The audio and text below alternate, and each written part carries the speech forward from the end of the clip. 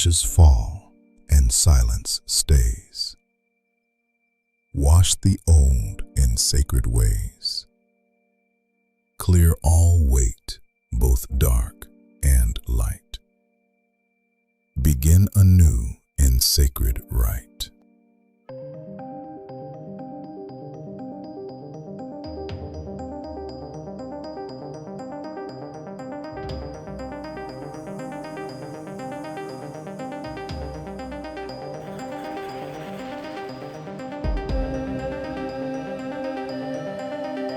Spellcraft is not only about creation, it is also about preparation. Before any working can hold true power, the foundation must be refined. This is the triad of sacred practice: cleanse, consecrate, charge.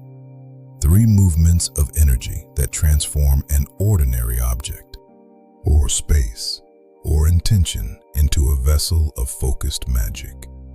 Each step is distinct, yet deeply connected. To rush one is to weaken the others. To master all 3 is to understand the language through which tools become alive with intent. Cleansing is the first threshold. It is the act of removing residual energy, what is old, stagnant, or misaligned. Everything carries imprint. Objects touched by emotion, spaces filled with memory, tools handled by many hands. Cleansing does not judge these imprints, it simply clears them. This may be done through smoke, water, sound, salt, or breath. What matters is not the method, but the intention of release. The practitioner must imagine all lingering energy dissolving, like mist burned away by dawn. As the cleansing begins, speak, aqua et ora, purge and clear. All that lingers, disappear. No past remains, no weight, no stain, only space to hold again. When cleansing is complete, the vessel is empty, but not yet sacred. This is where consecration begins.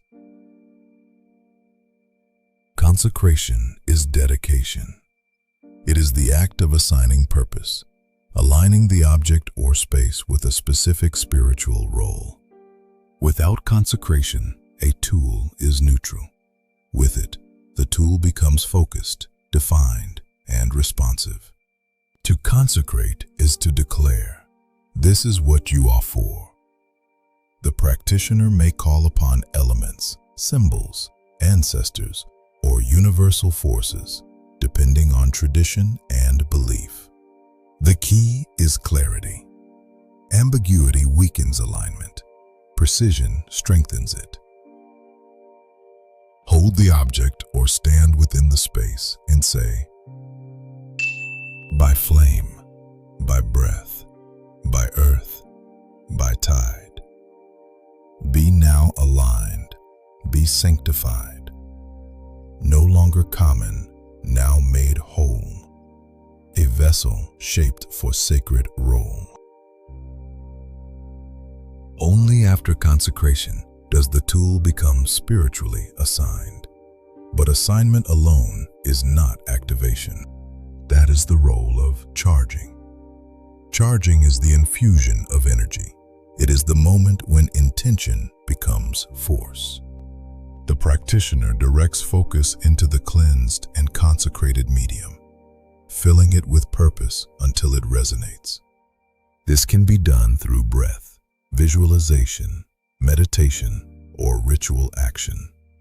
The key is sustained focus, steady, intentional, unwavering. The energy does not need to be forced. It needs to be guided. Imagine light gathering within the object, slowly intensifying. Not explosive, but steady, like a flame being fed. Feel your intention flow into it until the boundary between you and the object begins to blur. Sancta ignis, rise within. Let the working now begin. Through will aligned and purpose true, I charge this form with sacred view. At this point, the object or space is no longer passive. It is resonant, held in alignment with intention, prepared to participate in magical work. Yet the Triad does not end in creation alone. It also teaches discipline. To cleanse without consecration is emptiness. To consecrate without cleansing is distortion.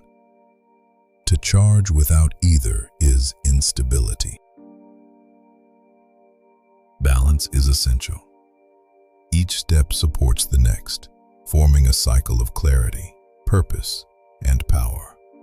And just as things are prepared, they must also be released when their work is complete. Cleansing returns what was used back to neutrality. It resets the cycle, allowing renewal without residue. Thus, spellcraft is not only about what is built, but how it is maintained, respected, and renewed.